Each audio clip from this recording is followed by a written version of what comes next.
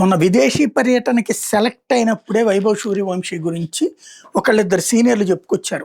గంగూలీ చెప్పాడు ప్రధానంగా, ఇది ఇండియాలో ఆడడం వేరు, ఐపీఎల్లో బాగానే ఆడాడు, కానీ విదేశీ పిచ్చుల మీద వేరుగా ఉంటుంది, అక్కడ స్ట్రాటజీస్ వేరుగా ఉంటాయి అన్నటువంటిది. ఇప్పుడు అదే వైభవ్ సూర్యవంశీకి తెలుస్తోంది.